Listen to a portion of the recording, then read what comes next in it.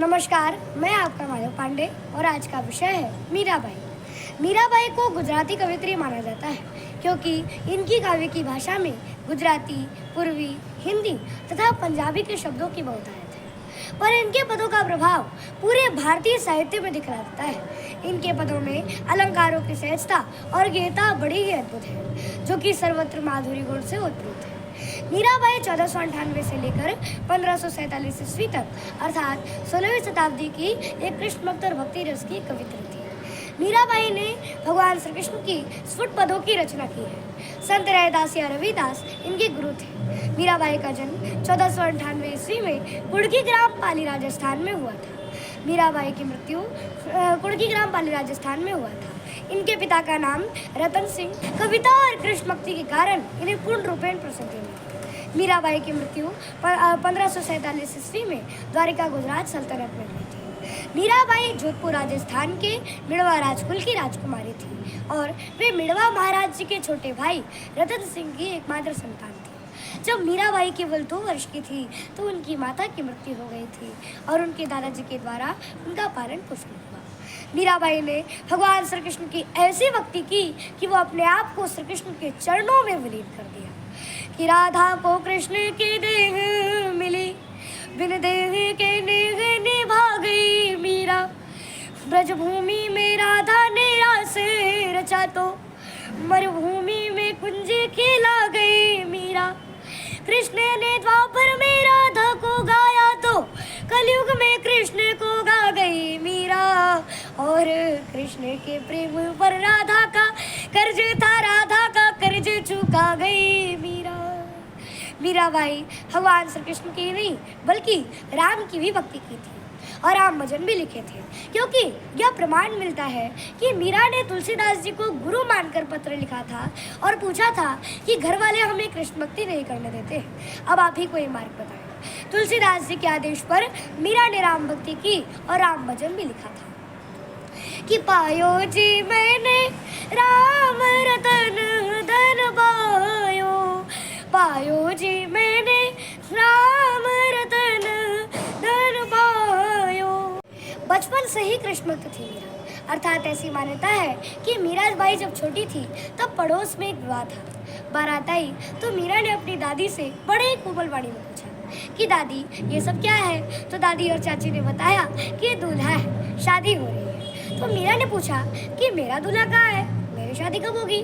तो उसकी चाची ने भगवान श्री कृष्ण की मूर्ति मीरा के हाथों में देकर कहा कि तेरा दूल्हा तो यही है। बस फिर क्या था, मीरा ने उसी समय से भगवान श्री कृष्ण को अपने पति के रूप में छवि बना ली, अर्थात भगवान श्री कृष्ण को ही अपना पति मानने लगी। कि लगन लगी थी मीरा जी को जगीर जगमग ज्योति, जगीर जगमग ज्योति। राम नाम का हीरा पाया, कृष्ण नाम की मोती, जगीर जगमग ज्योति। प्यासी दो अखियों में, प्यासी दो अखियों में, सुर का सिंगार बोले जय सिया राम राम, जय राधे श्याम श्याम, जय सिया राम राम, जय राधे श्याम श्याम। मीरा जब युवती हुई तो उसका विवाह मेवाड़ के राजकुमार भोजराज के साथ कर दिया गया। विवाह के कुछ साल बाद ही मीराबाई के पति की मृत्यु हो गई और पति के मृत्यु के बाद वो वृंदावन और फिर द्वारिका चली गई और वहाँ जाकर जोगन बनकर साधु संतों के साथ रहने लगी। कि जोगन बनी जाऊंगी सैया तोरे कारण, ओ सैया तोरे कारण, ओ बलम तोरे कारण। जोगन बनी जाऊंगी श्याम तोरे कारण, जोगन बनी जाऊंगी श्याम तोरे कारण। मीराबाई मंदिरों में जाकर घंटों तक नाचती रहती थी और ये सब उसके ससुराल वालों को बिल्कुल भी अच्छा नहीं लगता था। कि पग घुंघरू बांध मीरा नाची रे, लोग कहे मीरा भई बावरी, सास कहे मीरा भई कुलनाशी रे। कि पग घुंघरू बांध मीरा नाची रे, कि पग घुंघरू बांध मीरा नाची रे। मीरा के देवर राणा ने मीरा को मारने का बहुत प्रयत्न किया, फिर भी वह असफल रहा। राणा ने मीरा को विष देकर मारने का प्रयत्न किया। कि राणा ने विष दिया मानो अमृत पिया, मीरा सागर में सरिता समा लगन, मीरा हो गई मगन।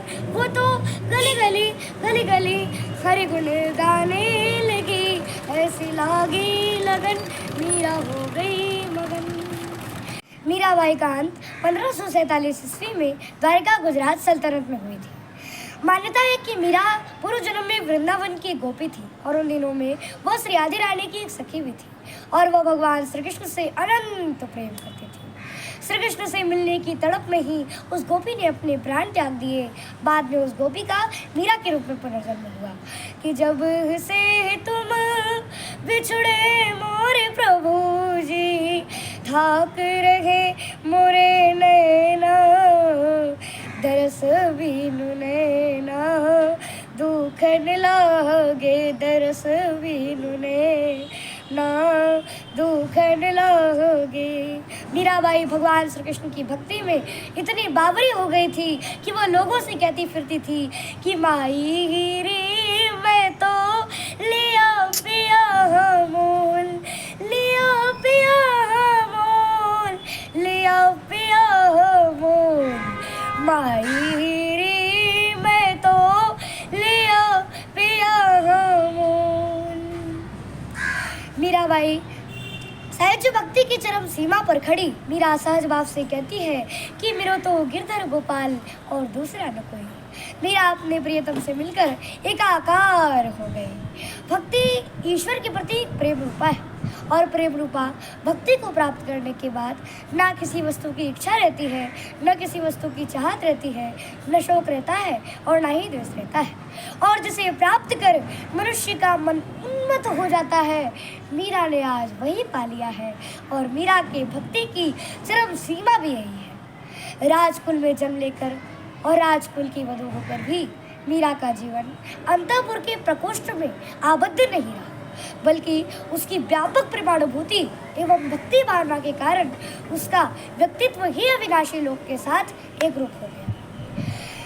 मीराबाई 16वीं शताब्दी की जिस सरिता का उद्यम मीरा ने किया था, आज भी वो उसी प्रवाह से प्रभावित हो रही है कि चोरी करूं न मार्गी और नहीं मैं करूं आकाश और पुण्य के मार्ग चालताम की छक मारो संसार।